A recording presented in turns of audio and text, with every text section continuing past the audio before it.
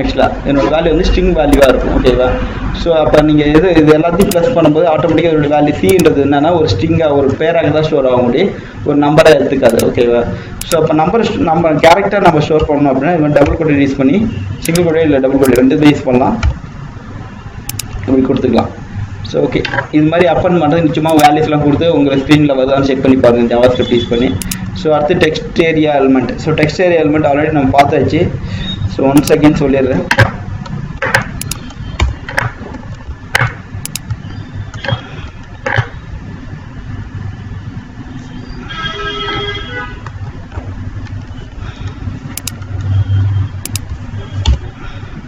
Okay, அது text area element தெரியுங்களா? Already text ஏரியானா நான் பேக்குள்ளே கொடுத்து டெக்ஸ்ட் ஏரியா கொடுத்து அதுக்குள்ளே நம்ம கண்டென்ட் வேணால் கொடுத்துக்கலாம். ஸோ அதுதான் நான் ஆல்ரெடி நடத்திருக்கேன் நினைக்கிறேன். இங்கே ஒரு ஃபார்மு அவனோட ஆக்ஷன் வந்து இந்த ஃபைல் இப்படி ஆக்ஷன் ஆகுது. டிஃபால்ட்டாக சும்மா கொடுத்துருக்கோம், பட் இது ஆக்ஷன் ஆகாது. மெத்தட் வந்து கெட் மெத்தட் யூஸ் பண்ணிக்கிறேன். ஸோ லேபிள் நேம் வந்து சிசிஇ. அப்போ லேபிள்னா தெரியல உங்களுக்கு. ஸோ இதுதான் இது இருக்குல்ல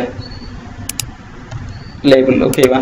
ஸோ அந்த லேபிள் கொடுத்துருக்கேன், இதான் லேபிள். ஓகேவா? அந்த லேபிளுக்கு லிங்க் பண்ணிக்கிறேன். லேபிளோட நேம் வந்து இந்த ஐடியை வந்து லிங்க் பண்ணிக்கிறேன். ஓகேவா? அந்த ஐடி லிங்க் பண்ண தெரியல. ஐடி எதுக்காகனா கிட்ட போனால் கிளிக் பண்ணது ஆட்டோமேட்டிக்காக இதை கிளிக் பண்ணாலும் இதுக்குள்ளே வேல்யூ எடுத்துக்கும். ஓகே, ஆனால் இதெல்லாம் லிங்க் பண்ணுறது என்னோட ஐடி வந்து லிங்க் பண்ணியிருக்கேன், ஆல்ரெடி நான் பார்த்துருக்கோம். ஸோ அந்த ஐடி லிங்க் பண்ணி ஃபார்வர்டு இந்த சிசின்றது இதுக்கு லிங்க் பண்ணிட்டேன். அதுக்கப்புறம் அதில் உள்ள கண்டென்ட் என்ன கொடுத்துட்டேன். இதுதான் டெக்ஸ்ட் ஏரியான்னு ஒரு ஆப்ஷன். ஸோ டெக்ஸ்ட் ஏரியா தெரியல அவங்க நம்பர் காலம்ஸ் வந்து எத்தனை காலம் என்ன கொடுத்துக்கலாம். காலம்ஸ்லாம் எத்தனை வரும், இப்படி வர லைன்ஸ் மொத்தமாக 4 லைன் தெரியும். இல்லை நீட்டில் 4 லைன் தெரியும். வித்தில் எத்தனை கேரக்டர் தெரியும்னா 50 கேரக்டர் தெரியும். சப்போஸ் எனக்கு 10 கேரக்டர் வேணாலும் 10 கேரக்டர் செட் பண்ணிக்கலாம். ஸோ அவுட்புட் வந்து மேக்ஸிமம் உங்களால் 10 கேரக்டர் தான் அதில் வியூ பண்ண முடியும். இந்த சைடில் இது 10 தான் தெரியும். ஓகேவா? ஆனால் இப்படி வந்து நம்ம 4 கொடுத்தா 4 தான் தெரியும், அதுக்கு மேலே தெரியாது. ஸோ இதெல்லாம் ஆஃப் பண்ணுறது ஆன் பண்ணுறது தான் தெரியும், ஆல்ரெடி நடத்திருக்கேன்னு நினைக்கிறேன். ஸோ அதை யூஸ் பண்ணி பண்ணிக்கலாம். சரி, ஓகே.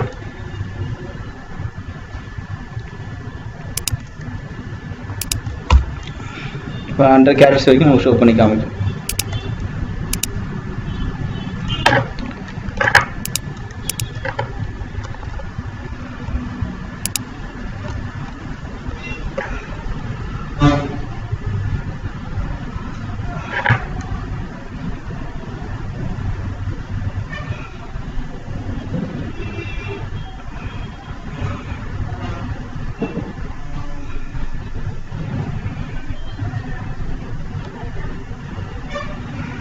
Okay, okay. இதில் இன்னொரு கான்செப்ட் போட்டிருக்கேன். ஆக்சுவலாக இப்போ வந்து நம்ம ஒரு ஃபார்ம் போட்டிருக்கோம், ஆல்ரெடி நம்ம மேலே வந்து ஒரு ஃபார்ம்லாம் பண்ணியிருக்கோம். இப்போ இந்த ஃபார்மோட நேம் என்னது, இந்த ஃபார்முக்கு நேம் எதுவும் டிக்ளேர் பண்ணல. ஓகேவா? ஸோ ஜஸ்ட் ஆக்ஷன் போட்டு மெத்தட் போட்டேன். அதே பார்த்தீங்கன்னா செகண்ட் ஒன்றில் என்ன பண்ணியிருக்கேன் அப்படின்னா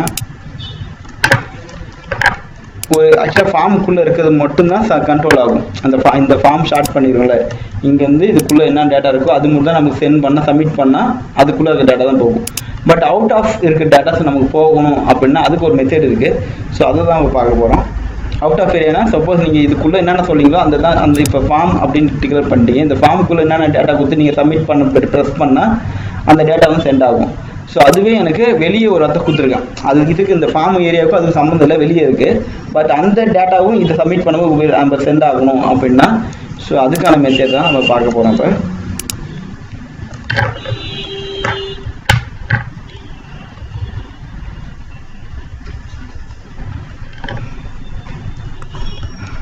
ஓகே, ஸோ ஓகே, இப்போ போயிட்டு ஜஸ்ட் அவுட்புட் பாருங்கள். இப்போ இங்கே ஒரு ஃபார்ம் இருக்குது. ஓகே, இது ஒரு நேம் டெக்ஸ்ட் கொடுத்து இங்கே நேம் கொடுக்குறேன். இது பிக் பண்ணி சப்மிட் பண்ணால் ஆகும். இந்த டேட்டா மட்டும் தான் போகும். ஓகேவா? அந்த டேட்டா போகும்போது என்ன டேட்டா போகுதுங்க, 2 டேட்டா போகுது. ஆக்சுவலாக என்னென்னா இந்த டேட்டாவும் போகும், இந்த டேட்டா. ஆனால் ஃபார்முக்குள்ளே இது மட்டும் தான் இருக்குது. ஆக்சுவலாக ஃபார்முக்குள்ளே பார்த்தீங்கன்னா போய் பார்த்தீங்கன்னா ஃபார்ம் அப்படின்னு போட்டு ஆக்ஷன் போட்டிருக்கேன். அதுக்கு ஃபார்முக்கு ஒரு ஐடி, அந்த ஐடிக்கு மென்ஷன் பண்ணிட்டேன். அது யூசர் ஃபார்ம், ஏதோ ஒரு ஃபார்ம், இந்த ஃபார்முக்கு ஒரு ஐடி கொடுத்துட்டேன். அந்த ஃபார்முக்கு என்னது இதில் இது வரைக்கும் நம்ம யூஸ் பண்ணிக்க மாட்டோம், ஃபார்முக்கு ஐடி பண்ணலை. ஸோ ஃபார்முக்கு யூசர் ஃபார்ம் கொடுத்து மெத்தட் வந்து கெட் மெத்தட் கொடுத்துட்டேன். So input text user name submit கொடுத்துட்டேன். அப்போ இது மட்டும் தான் ஃபார்முக்குள்ளே கவர் ஆகிருக்கு. அந்த ஃபார்முக்குள்ளே எது மட்டும் இருக்குது, ஒரே ஒரு டெக்ஸ்ட் பாக்ஸ் மட்டும் தான் இருக்குது, வேறு எதுவுமே இல்லை. ஓகேவா? அப்போ சப்மிட் பண்ணால் எது மட்டும் போகும், இந்த இன்புட் வேல்யூ, இந்த டெக்ஸ்டோட நேம், அதாவது யூசர் நேம் இருக்குல்ல, அது மட்டும் தான் சென்ட் ஆகணும். ஓகேவா? வேறு எதுவும் சென்ட் ஆகக்கூடாது நார்மலாக. ஓகேவா? ஆனால் இங்கே என்ன பண்ணியிருக்கேன், டெக்ஸ்ட் ஏரியாவில் ஒரு டெக்ஸ்ட் ஏரியா டிக்ளேர் பண்ணி இந்த ஃபார்ம் போட்டு இந்த ஐடியும் கொடுத்துடல, இங்கே ஐடியும் கொடுத்துட்டேன். இங்கே என்ன பண்ணுறேன், எந்த ஃபார்மோட டேட்டா எங்கே இது பண்ணும்போது போகணும், எனக்கு அந்த யூசர் ஃபார்ம் பண்ணும்போது இந்த டேட்டா போகணும்னு செட் பண்ணிட்டேன். சப்போஸ் இங்கே நார்மலாக நீங்கள் யூசர் ஃபார்ம் நார்மலாக இப்போ சப்மிட் இதை எடுத்துகிறேன், நான் இந்த லைனை எடுத்துட்டேன். ஓகே, இப்போ நீங்கள் சப்மிட் பண்ணுறீங்க அப்படின்னா இப்போ நீங்கள் இதில் ஒரு டேட்டா கொடுத்தீங்க, இதில் ஒரு டேட்டா டைப் பண்ணிட்டீங்க. ஸோ இப்போ நான் சப்மிட் பண்ணால் எது மட்டும் போகணும், இந்த நேமில் இருக்க டேட்டா மட்டும்தான் போகும். நார்மலாகவே பார்த்தீங்கன்னா இங்கே நேம் அப்படின்னு இருக்கும். ஸோ நேம் அண்ட் கமாண்ட் இருக்குது, என்னால் சேவ் பண்ணாமல் இருக்கும். ஸோ இங்கே நான் சேவ் பண்ணிவிட்டு இப்போ ரீஃப்ரெஷ் பண்ணிட்டு இங்கே ஒரு டேட்டா கொடுத்துட்டேன். ஸோ இந்த ஃபார்முக்குள்ளே எது மட்டும் இருக்குன்னா இது மட்டும்தான் இந்த ஃபார்முக்குள்ளே இருக்குது. ஸோ இது அவுட் ஆஃப் ஏரியா, இந்த ஃபார்முக்கு இதுக்கும் சம்மந்தம் இல்லை. ஜஸ்ட் ஒரு டெக்ஸ்ட் பாக்ஸ் போட்டு வச்சுக்கோ, அவ்வளோதான். பட் இதுக்கும் அந்த ஃபார்முக்கும் சம்மந்தம் இல்லை. ஓகேவா, அப்படி தான் இருக்குது இதுக்கு முன்னாடி. இப்போ சப்மிட் பண்ணுறேன்னா எந்த டேட்டா மட்டும் போகணும், அந்த யூசர் நேம் அப்படின்ற டேட்டா மட்டும் தான் சென்ட் ஆகும் சர்வருக்கு. ஸோ அந்த கமாண்ட் பாக்ஸில் என்ன கொடுத்து என்டர் பண்ணாலும் அது சர்வருக்கு சென்ட் ஆகாது. ஏன்னா சர்வருக்கு அந்த ஃபார்முக்கு அதுக்கு சம்மந்தம் இல்லை, ஃபார்ம் மட்டும் வெளியே இருக்குது. ஓகேவா, ஸோ ஃபார்முக்குள்ளே இருக்க டேட்டா உள்ளே கொண்டு வரணும் அப்படின்னா நம்ம என்ன பண்ணணும், அந்த ஃபார்முக்கு ஒரு ஐடி ஜென்ரேட் பண்ணிடணும். அந்த ஐடி ஜென்ரேட் பண்ணி எங்கெல்லாம் தேவைப்படுதோ, வேறு எங்கெங்கெல்லாம் தேவைப்படுதோ அந்த வந்து ஃப்ரம் அப்படின்னு கொடுத்துட்டு ஸோ எந்த டேட்டா எந்த ஃபார்ம் கூட இன்க்ளூட் பண்ணுறோம் அப்படின்னு சொல்லிக்கணும். ஓகேவா, ஸோ இந்த டெக்ஸ்ட் எது கூட இன்க்ளூட் ஆட்டோமேட்டிக்காக இந்த ஃபார்ம் கூட அது இன்க்ளூட் ஆகுது. ஓகேவா, ஸோ இப்போ சப்மிட் பண்ணும்போது நமக்கு என்ன டேட்டாலாம் வரும், நம்ம இந்த இப்போ சப்போஸ் நீங்கள் வேறு எங்கேயா கூட ஒரு இன்புட் பாக்ஸ் போட்டுறீங்க, ஜஸ்ட் ஒரு இங்கே ஒரு இன்புட் பாக்ஸ் போட்டேன், இது தனியாக போட்டேன். ஸோ இப்போ போய் பார்த்தீங்கன்னா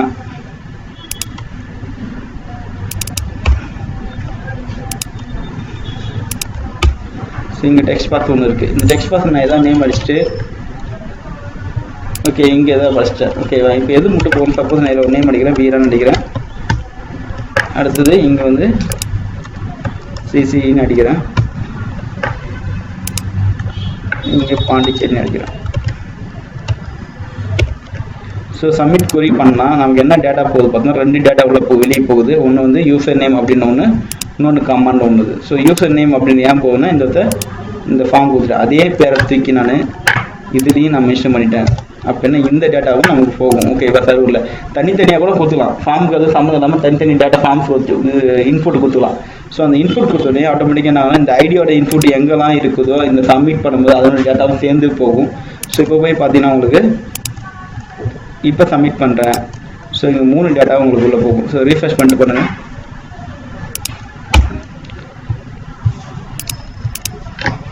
இது ஒரு டேட்டா,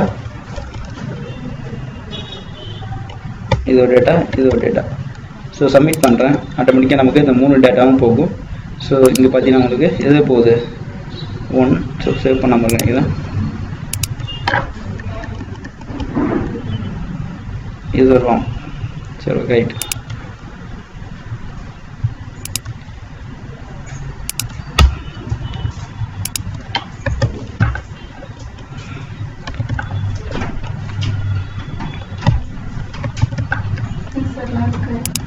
ஓகேவா. இப்போ பார்த்தீங்கன்னா நமக்கு இங்கே 3 டேட்டாஸ் போகுது. ஏன்னா அது பேர் யூசர் நேம், இது பேர் யூசர் நேம். அது கொஞ்சம் அது மாதிரி டேட்டா சென்ட் பண்ணக்கூடாது. ஸோ இதனோட நேமும் சேஞ்ச் பண்ணிக்கணும். எதோட நேமும் இந்த கமாண்ட் பாக்ஸ் டெக்ஸ்ட் பாக்ஸோட நேமும் சேஞ்ச் பண்ணிக்கணும். ஓகேவா, யூசர் நேம் 1 அப்படி வச்சுக்கணும். ஓகேவா, ஒரே மாதிரி டேட்டா 2 டேட்டா போச்சுன்னா அங்கே போய் ஸ்டோர் ஆகும்போது எந்த டேட்டா எடுத்துக்குவோம், கன்ஃபியூஸ் ஆகும்ல. ஸோ இதுவும் யூசர் நேம், இதனுடைய பேரும் யூசர் நேம், இதனோட பேர் user name. So data sent ஆகும்போது 2 ஒரே மாதிரி சென்ட் ஆகும், அதனால் கன்ஃபியூஸ் ஆகும். அது மாதிரி நேம் வைக்கக்கூடாது. ஸோ டிஃப்ரெண்ட் நேம் வச்சுட்டு இப்போ நீங்கள் சென்ட் பண்ணுங்கள். ஸோ ஆட்டோமேட்டிக்காக உங்கள் டேட்டா வந்து மல்டிபிள் டேட்டாஸ் வந்து ஃபார்ம்லேயே இல்லாத டேட்டா கூட நம்மளால் சென்ட் பண்ண முடியும். ஃபார்முக்கு எதுவும் சம்மந்தமே இருக்காது, அங்கே இருக்க டேட்டா வந்து வெளியே ரிப்போர்ட் ஆகும். ஓகேவா,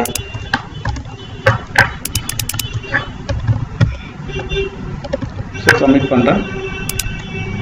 ஸோ அந்த டேட்டா பார்த்தீங்கன்னா இங்கே 3 டேட்டாவும் போகும். ஓகேவா, ஸோ யூசர் நேம் 1, அதுக்கப்புறம் வந்து யூசர் நேம் 1, அடுத்து கமாண்ட், இந்த 3 டேட்டாவும் போகும். ஓகே, இது வந்து இதனுடைய பேர் வந்து கமாண்ட். ஓகேவா, இதனோட பேர் வந்து யூசர் நேமு, இது பேர் வந்து வெரி யூசர் நேம். ஓகே, இது யூசர் நேம் 1. ஸோ இது மாதிரி நிறைய டேட்டாஸ் வந்து ஃபார்முக்கு சம்மந்தம் இல்லாத டேட்டாஸை நம்ம சர்வருக்கு கொண்டு போகிறதுக்கான மெத்தட் தான் எந்த மெத்தட். ஓகேவா, ஒரு டேட்டா சர்வருக்கு கொண்டு போகிற மெத்தட். ஸோ அடுத்தது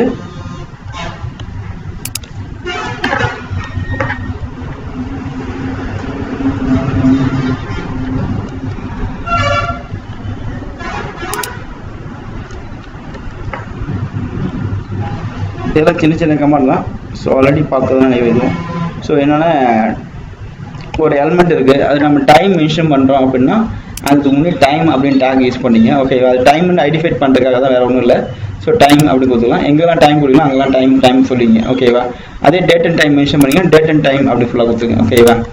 ஸோ அந்த இது இப்போ அவுட்புட் பார்த்தா டைம் அப்படின்றது அங்கே எதுவும் டிஃபரெண்டாக தெரியாது.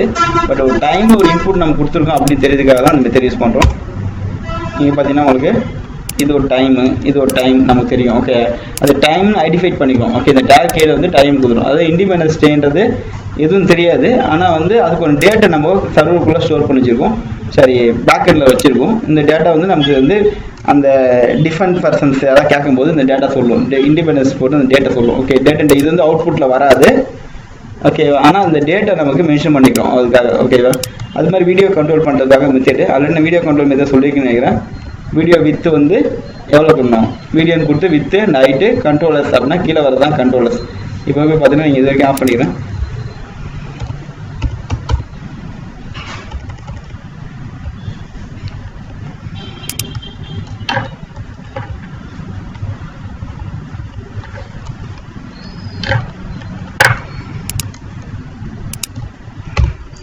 ஸோ இப்போ வீடியோ இருக்குது. இந்த வீடியோ கீழே இருக்கல தான் கண்ட்ரோலர்ஸ். இந்த கண்ட்ரோலர்ஸ் தான் நம்ம இங்கே கொடுத்துருக்கோம். ஸோ அதில் வீடியோ சோர்ஸ் அப்படின்னு கொடுத்துட்டு வீடியோட சைஸ் வந்து எந்த இடத்துல லொக்கேஷன் இருக்குது அந்த ஃபைல் வேணும். ஓகேவா? அது எந்த ஃபார்மேட் சப்போர்ட் பண்ணுவோம், ஒவ்வொரு ப்ரௌசர் சப்போர்ட் பண்ணாது. அதனால் நான் என்ன சொல்லிட்டேன், 2-3 ஃபார்மேட் கொடுத்துட்டேன். Okay, first format, second format, third format. Suppose இந்த ஃபார்மேட் கிடைக்கல, இந்த ஃபார்மேட்டு அந்த ப்ரௌசர் சப்போர்ட் பண்ணுச்சுன்னா எடுத்துக்கும். அப்படி இல்லாட்டி இந்த ஃபார்மேட் எடுத்துக்கும். ஸோ அப்படி இல்லைன்னா அவங்க இந்த வீடியோ நாட் பிளேன்னு சொல்லிட்டு உங்களுக்கு மெசேஜ் கொடுக்கும் மாதிரி நம்ம செட் பண்ணிக்கலாம். ஸோ அடுத்தது பார்த்தா ட்ராக்னு போட்டு விடுவோம். இங்கே யூடியூப்லாம் நீங்கள் பார்க்கும்போது சப்டைட்டில் ஒன்று கொடுக்கலாம் ஆப்ஷன். எப்படின்னா இப்போ இந்த வீடியோ கீழே ஒரு ட்ராக் பண்ணுவாங்க.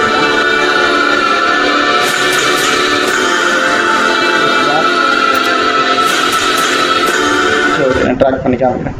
ஸோ ட்ராக் அப்படின்னா கீழே பார்த்தீங்கன்னா உங்களுக்கு கீழே சப்டைட் மாதிரி அந்த தமிழ் ஒரு படம் போகும்போது தமிழ் இங்கிலீஷ் ஓடிட்டு இருக்குல்ல.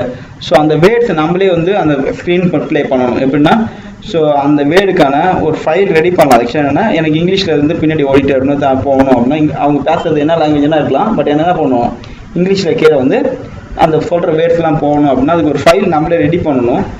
அந்த ஸ்பீச்சுக்கான வேர்ட்ஸ் வந்து நம்ம டைப் பண்ணி ஒரு ஸ்கிரிப்ட் மாதிரி ரெடி பண்ணணும். அந்த ஸ்கிரிப்ட் ஃபைலில் தான் இது கூட இன்க்ளூட் பண்ணணும். அதுக்கான மெத்தட் தான் இந்த ட்ராக் அப்படின்ற ஆப்ஷன். ஓகே, ட்ராக் பார்த்தீங்கன்னா அது 2 ட்ராக் போட்டு வச்சுருக்கேன். ஸோ இந்த ட்ராக் இந்த 2 லாங்குவேஜ் நான் வச்சுருப்பேன். சப்போஸ் வந்து இந்த லாங்குவேஜ் என் ஃபைல் இல்லைன்னா அடுத்த லாங்குவேஜ் இந்த லாங்குவேஜை எடுத்துக்காருன்னா 2 ஆப்ஷன் கொடுத்து வச்சுருக்கேன். இப்போ ட்ராக் ஃபைல் நான் செட் பண்ணியிருக்கேன், இல்லை சப்போர்ட் பண்ணல. ட்ராக் ஃபைல்லாம் புரியல. ஃபஸ்ட்டு ட்ராக் ஃபைல் என்னது, கீழே ஒரு வீடியோ போகும்போது கீழே வந்து நமக்கு டெக்ஸ்ட் ஓடும். ஓகேவா? அதுதான் ட்ராக் ஃபைலு. ஸோ இந்த ட்ராக் சப்போர்ட் பண்ணலாம் நினைக்கிறேன் இந்த ப்ரௌசர். நான் வேறு ப்ரௌசர் வேணால் ஓப்பன் பண்ணி பார்க்குறேன். கண்ட்ரோலோ. ஸோ வந்து HTML2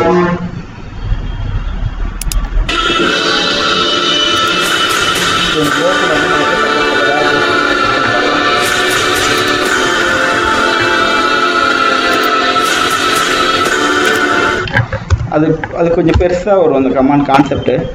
ஸோ அப்புறம் சொல்லித்தரேன் எப்படின்ற. அதாவது ட்ராக் எப்படி நம்மளே கீழே கொண்டு வருது.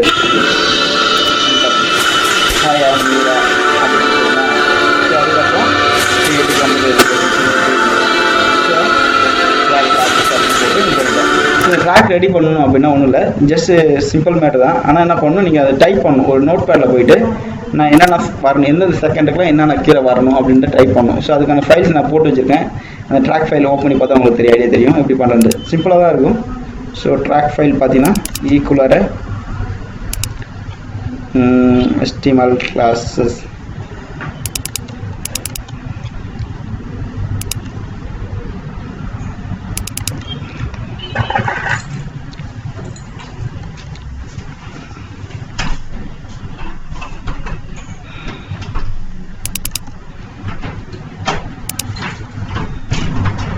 ஓகே. இப்போ பார்த்தா VTT ஃபைல்னு ஒரு ட்ராக் ஃபைல் போட்டுருப்பாங்க.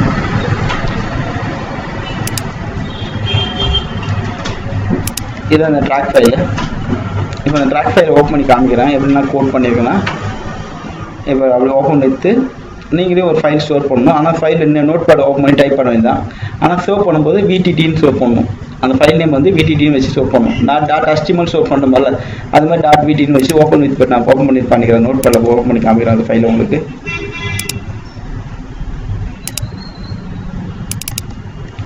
இதுதான் இது PPT ஃபைல் போட்டு ஸோ எனக்கு ஃபஸ்ட்டு ஸ்லைட் மொதல் வர பேர் வந்து எத்தனை செகண்ட் ஆரம்பிச்சுன்னா 5 செகண்டுக்கு ஆரம்பித்து இது வரைக்கும் இந்த செகண்ட் வரைக்கும் வேணும். என்ன பேர்? ஹாய் வீரா. ஸோ இந்த மேத் தான். அது 2 செகண்டில் 2வது வர லெட்டர் என்ன வரும் எனக்கு? எந்த செகண்ட் ஆரம்பிக்கணும்? 0.5 செகண்ட் ஆரம்பித்து எனக்கு வந்து 7 செகண்ட் வரைக்கும். ஸோ என்ன பேர் வரணும்? அது பிரேக்கு போல்டாக நம்ம யூஸ் பண்ணலாம். இந்த பேர் போல்டாக இருக்கணும் அதுக்காக. அடுத்து என்ன வேணும் எனக்கு? 3ல் 7 செகண்ட் ஆரம்பித்து 12க்குள்ளே வரணும். அப்போ வீடியோ ஃபுல்லாகவே நீ என்ன பண்ணணும்? ட்ராக் பண்ணணும் அந்தந்த வீடியோக்கு நீ.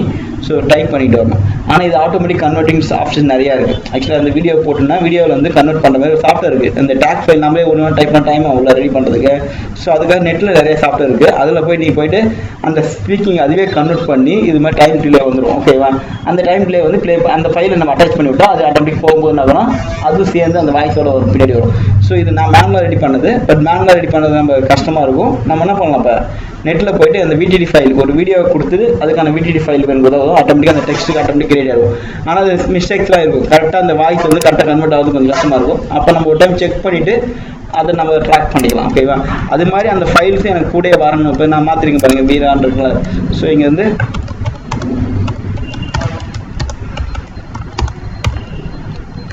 அப்படின்னு வச்சிட்டேன். ஓகேவா? இப்போ போய் நான் அந்த ஃபைலை ப்ளே பண்ணும்போது என்ன வரும் எனக்கு?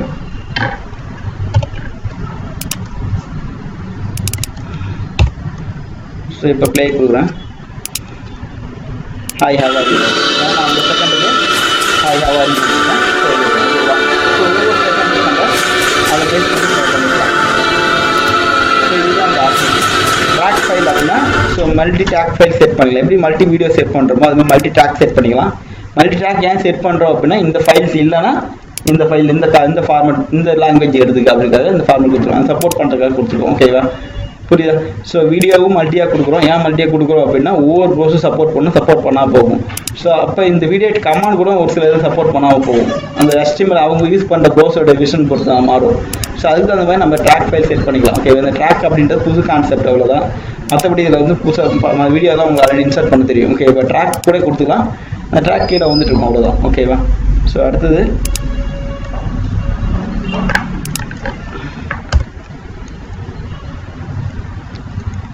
ஓகே, இப்போ சப்போஸ் நமக்கு ஒரு வேரியபிள் கொடுக்குறோம். வேரியபிள்னால் ஒரு நம்பர். ஓகே, பின்றது ஒரு நம்பர்னு டிக்ளேர் பண்ணுறோம். எக்ஸ்ன்றது ஒரு நம்பரு, ஹச்ன்றது ஒரு நம்பர் அப்படின்னு தெரியணும் அப்படின்னா ஸோ வேறு எங்கே நாங்கள் முன்னாடி டைம் சொன்னோம்ல அதே தான் எங்கேயும். அதனால் நம்ம எந்த அவுட்புட்டும் கிடைக்காது. ஜஸ்ட் ஒரு வேரியபிள் அப்படின்னு மென்ஷன் பண்ணுறதுக்காக இது என்னது பின்றது ஒரு வேரியபிள், என்னது ஹச்ன்றது ஒரு வேரியபிள். அதனால தான் நம்ம என்ன பண்ணுறோம் VAR அப்படின்னு ஒன்று கொடுத்து வச்சுருக்கோம். வேரியபிள்னா அது ஒரு நம்பர்ன்றதுக்காக சொல்கிறதுக்காக பண்ணியிருக்கோம், வேறு ஒன்றும் இல்லை. ஓகேவா? ஸோ இந்த பின்ற ஒரு நம்பர், அதுக்காக ஒரு ஐடென்டிஃபிகேஷனுக்காக இது ஒரு நம்பருக்காக நம்ம வச்சுருக்கோம். ஓகே, அது கொடுக்காம கூட கொடுக்கலாம். பட் இங்கே ஒரு நம்பர் நான் மென்ஷன் பண்ணியிருக்கிறேன்னு நமக்கு தெரியுறதுக்காக தான் வேரியபிள் அப்படி கொடுத்துருக்கேன். வேறு எந்த ஆப்ஷன் கிடையாது இல்லை, அது ஒரு வேரியபிள் அப்படின்னு அர்த்தம். ஓகேவா? ஸோ அடுத்து வந்து WRP எலிமெண்ட். ஸோ கடைசி டேக் அவ்வளோதான் முடிஞ்சிச்சு. HTML ஃபுல் டேக் எல்லாமே கம்ப்ளீட்டடு. ஸோ இந்த டேக் வந்துன்னா எதுக்காக யூஸ் பண்ணுறோம் அப்படின்னா ஒரு லாங் வேர்டு நம்ம அடிக்கிறோம் அப்படின்னா ஸோ அதுக்காக தான் இந்த வேர்டு தான் யூஸ் பண்ண போகிறோம். ஸோ லாங் வேர்டு ஒர்க் பண்ணும்போது நமக்கு இங்கே பாருங்கள் ஒரு லாங் வேர்டு இருக்குது. ஸோ பிரேக் பண்ண முடியாத பெரிய வேர்டு இருக்குது. ஸோ அது நம்ம அந்த டைமில் நம்ம என்ன யூஸ் பண்ணோம் அப்படின்னா இங்கே பாருங்கள் இங்கே WRPன்னு போட்டிருக்கேன். ஓகேவா? இந்த பர்டிகுலர் பிளேஸ்க்கு. ஓகேவா?